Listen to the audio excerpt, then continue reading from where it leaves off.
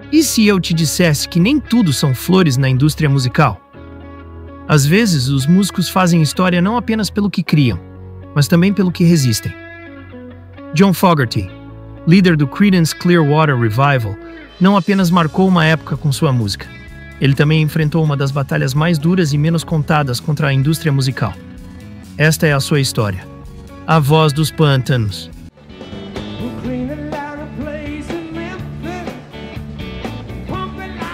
Fogerty não era da Louisiana, mas tocava como se tivesse nascido entre baius e tempestades. Com o Creedence Clearwater Revival, criou um som que parecia vir do delta do Mississippi, um rock pantanoso, direto e sem frescuras. Ele compunha, cantava, tocava guitarra solo e produzia. Era a alma da banda. Músicas como Born on the Bayou, Proud Mary ou Bad Moon Rising o tornaram uma voz inconfundível dos anos 60. Em apenas 5 anos, o CCR lançou 7 álbuns. Fogerty era um vulcão criativo. Sua voz soava envelhecida desde jovem, como se já carregasse nas costas toda a história do rock. O chamavam de o garoto branco que cantava melhor o soul sem vir do sul. E embora cantasse sobre rios, campos e guerras, na verdade havia crescido na Califórnia. Essa autenticidade vinha de outro lugar, de uma conexão profunda com a dor, a injustiça e a raiva. Na era do Flower Power, ele era lama, fumaça e fúria. O sucesso que não trouxe felicidade.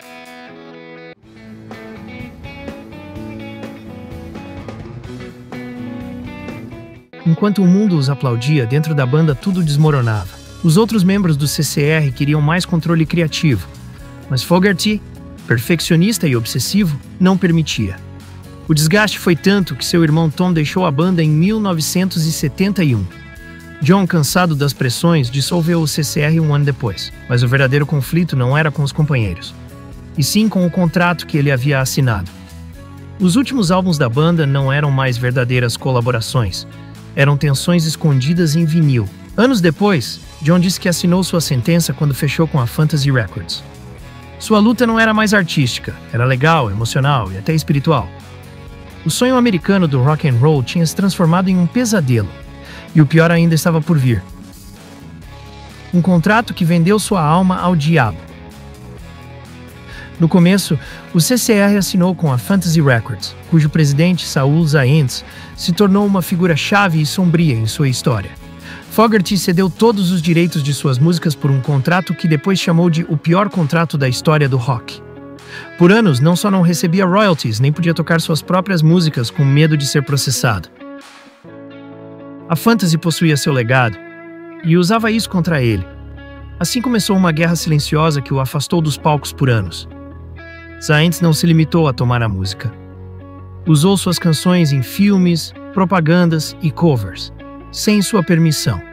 Nos anos 80, Fogerty escreveu uma música, Zans Can't Dance, em que chamava o empresário de um porco ladrão que não sabe dançar.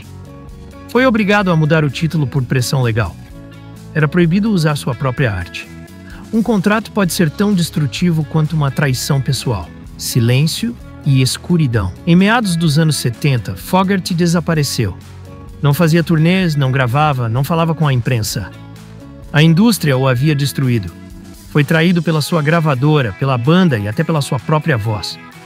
Ele ficou paranoico, queimou fitas, destruiu gravações e parou de ouvir música. Não podia cantar músicas do CCR sem pagar ao homem que mais odiava. Foi uma retirada silenciosa, mas cheia de dor. Vivia isolado, criava seus filhos e evitava tudo que tivesse a ver com seu passado. Nem ouvia rádio, não suportava ouvir sua própria música. Muitos achavam que ele havia se aposentado para sempre. Outros diziam que ele tinha perdido a paixão, mas por dentro, ele continuava escrevendo, só que em silêncio. O disfarce dos The Blue Ridge Rangers.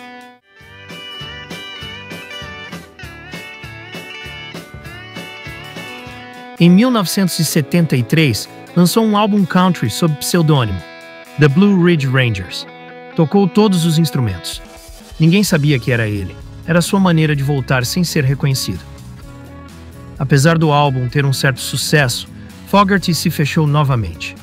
A batalha legal ainda o consumia, e sua raiva não havia cicatrizado.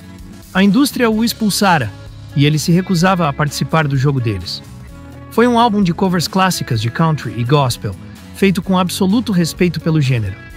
Parecia querer apagar tudo ao seu redor e recomeçar do zero. O nome do projeto não aparecia na capa, apenas um cowboy anônimo. Nada de entrevistas, nada de turnês, apenas música. Era seu jeito de existir sem se expor. Seu retorno mais inesperado.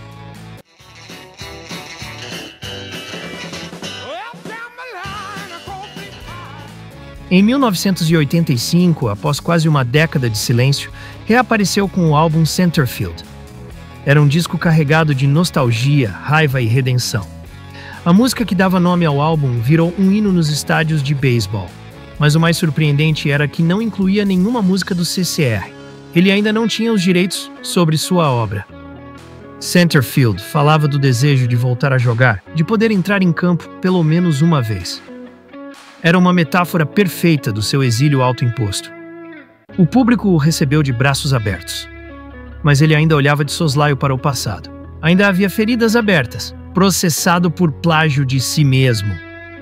A Fantasy Records, num ato absurdo, processou-o pelo single The Old Man Down the Road, alegando que era muito parecido com Run Through the Jungle, uma música que ele mesmo tinha escrito com o CCR. Fogerty teve que levar uma guitarra ao tribunal e provar que eram composições diferentes. Ele venceu o caso, mas o episódio revelou o absurdo do sistema.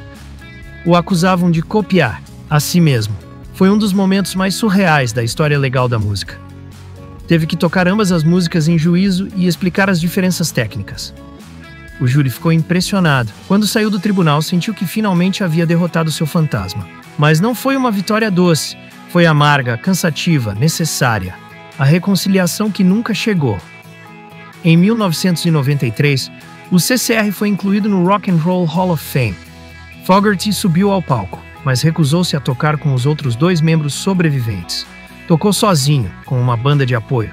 Foi sua forma de marcar uma distância definitiva. Anos depois, recusou turnês, homenagens e qualquer reunião com a banda original. O ressentimento o acompanhou por décadas.